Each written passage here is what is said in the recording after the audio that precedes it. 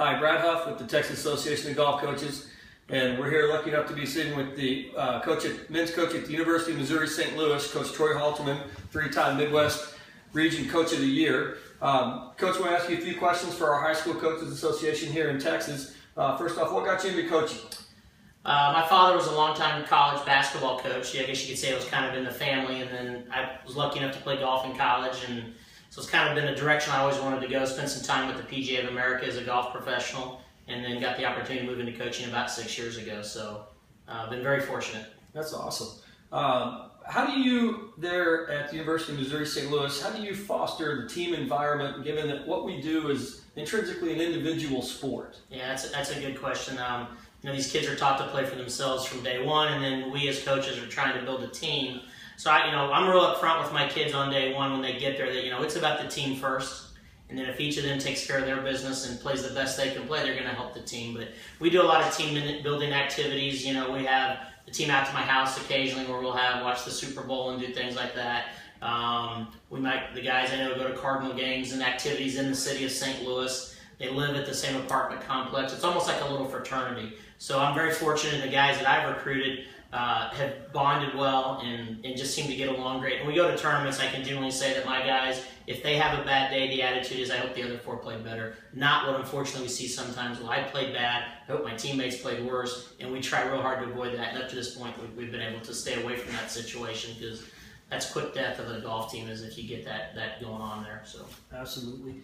What are things that you do and your team do to prepare for tournaments? Not only just the practice round, but things you might do in the entire week leading up to, and then in the hours leading up to the golf tournament. Sure. If we're familiar with the golf course, we might structure practices in such a way if it's going to demand a very straight drive, or if it's going to be a lot of irons in the placement golf course. Maybe the courses we practice at, if we have an option, we'll try to change that. It's going to be real big on short game. We'll structure practice to focus more on that.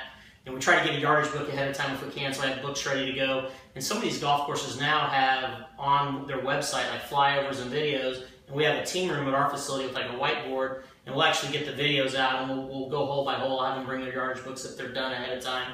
And we'll make some basic notes, especially on a golf course maybe we haven't seen a lot.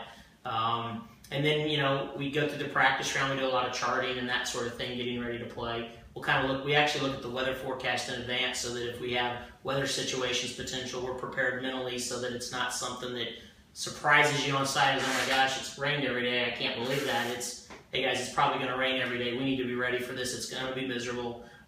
So try to make sure the guys know what to expect so there are no surprises when we get on site.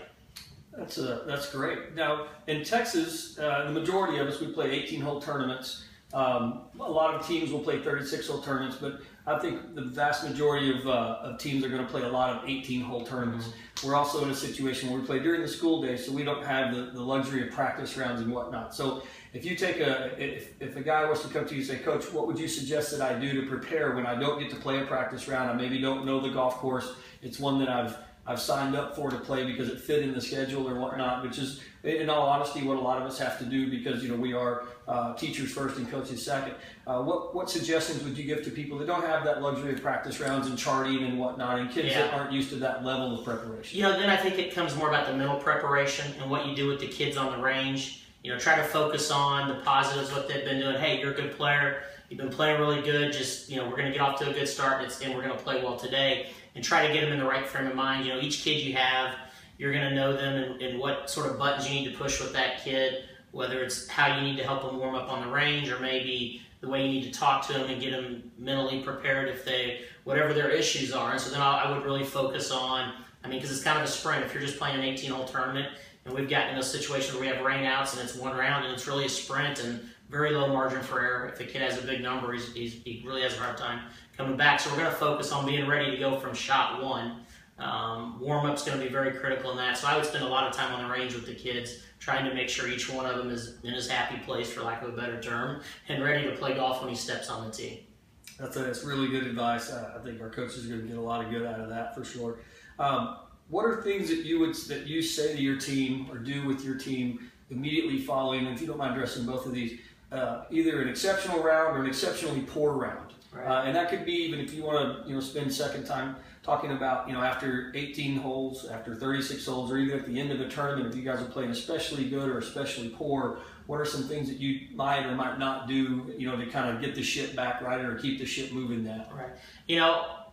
I'm a believer in you got to be honest with the kids. You can't tell them, hey, it's okay even when they play bad, because they know that they played poorly. So I try to be honest with the assessments we have. Between rounds on the same day, probably not a whole lot going to be said going into an afternoon round, other than, hey, we need to play a little better, or hey, we played good, let's just, keep it going, here's what we're going to work on. But at the end of the day, when we're in the van, we usually wait till we get in the van when it's just us, and we'll have a talk when we're driving from the golf course to wherever we're going to dinner. In your case, you could be going home, and I just try to break it down and say, what we did well, what we did poorly.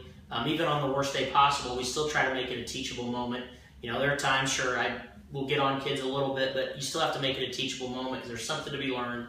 And we talk about where we made our mistakes, whether it was our thoughts, maybe we played the golf hole wrong, maybe we let our emotions get the best of us, and then how we can be better the next time we're in that situation. And give the kids a chance to respond. I think the worst thing we can do is just continually talk to them and never give them a chance to give feedback. I think they'll start to shut down and tune you out. So you've got to involve them and make it a two-way process when you discuss the round. Sometimes I get in the van and I just say, guys, what'd you think of today? I don't even talk. I let them start the conversation because it's interesting sometimes what they'll say to you. But those first 5 or 10 minutes in the van are critical. I think you can have a lot of honest feedback both ways of where you're at, and then you get ready for the next day.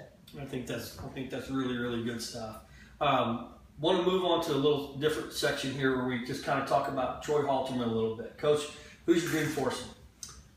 Jack Nicklaus, Tom Watson, my dad. Can't go wrong with ever doing those.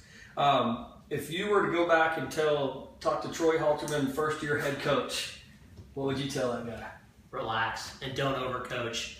I had a coach, I was fortunate, there was a guy that was in my conference early on, he'd been doing it for a long time, and so you're always asking, as I'm sure the coaches hopefully listen to this do too, you're always looking for better ideas, and I asked him what to do, and he said, Coach, the less coaching you do, the kids will play better. He goes, do not overcoach these kids, and I would encourage everybody to observe other coaches you coach against, and watch the coaches that are sometimes over-involved and hands-on and get really anxious on the golf course, and watch how their teams play.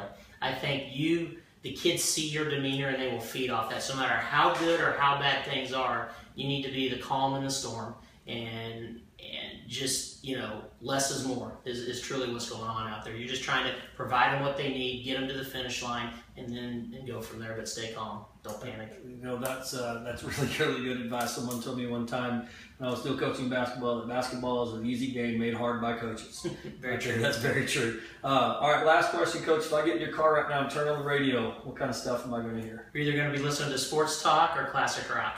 Sports rock or classic rock. Good stuff, both of them. That's my car as well. Coach, I appreciate the time spending with us here. I appreciate it.